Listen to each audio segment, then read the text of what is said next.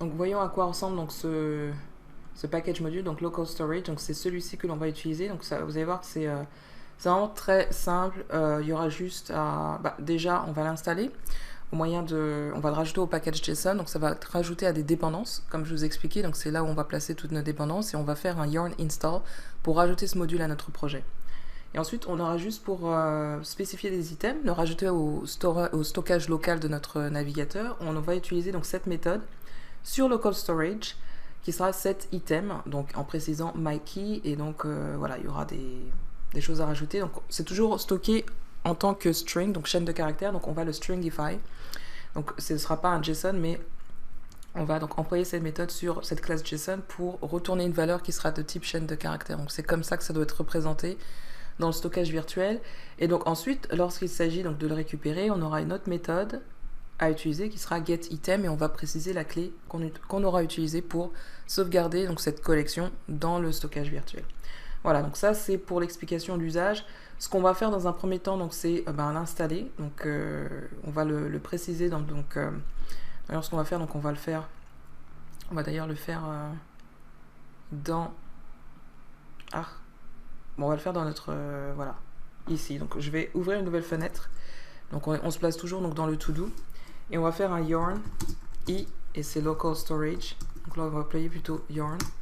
Voilà, donc pour donc c'est yarn install, pardon. Donc je confonds avec npm local storage. Oh, add, ok, très bien. Bon, au moins il nous donne des feedbacks, ok. Donc c'est pas install, donc c'est différent selon le package manager. Donc c'est yarn add local storage. Si vous utilisez npm, ce sera npm i ou npm install, là comme c'est précisé, ok. Ok, voilà, bon on va le rajouter de cette manière. Donc ce sera yarn add local storage. On va vérifier si c'est bien placé. Voilà, on va vérifier. On a notre package JSON.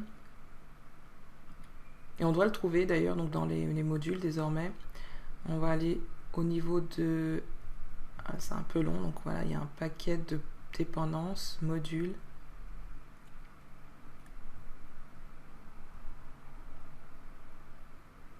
Voilà, ici local storage, donc ça c'est bien installé. Et si on vérifie donc notre package JSON, vous allez voir que... Oh, attendez, fermons donc le node module, donc on va juste... alléger un petit peu la vision. Ok, la visibilité. Ok, donc là, désormais, on a local storage, donc avec la version la plus récente. Ok, donc une fois que ça c'est fait, on est bon donc, pour la suite qui va être donc de commencer à persister les données donc, dans le navigateur, comme on a indiqué. Donc, comment on va faire alors, donc, on va de nouveau ouvrir donc, notre app.json. App.js, pardon. Je mélange un peu tout. Ok, donc au niveau de app.js, ce que l'on va faire, c'est faire référence donc, à cette méthode comme on l'avait indiqué. Donc qui va être set item.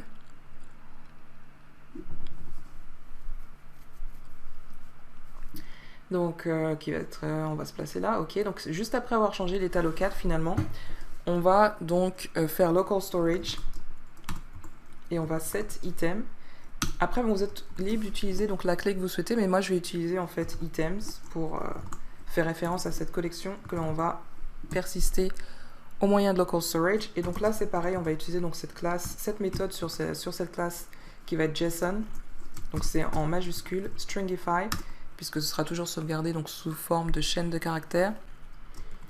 Et donc on va faire this states item. Ce sera pas tout à fait correct, mais on verra ensuite pourquoi. Je vous expliquerai pourquoi. Puisqu'en fait, voilà, donc il y aura juste un problème de synchronisation lorsqu'on va vouloir donc persister les données. Donc on va corriger tout de suite après. Donc on va tester dans un premier temps. Donc là pour l'instant on a learn react. Ok, donc on va rajouter call work. Ok, on rajoute et on rafraîchit.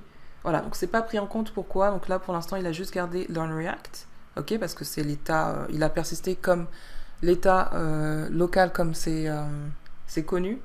Ce qu'il va falloir faire en fait, c'est qu'il y a juste un problème de synchronisation, c'est qu'on va en fait finalement persister cette partie-là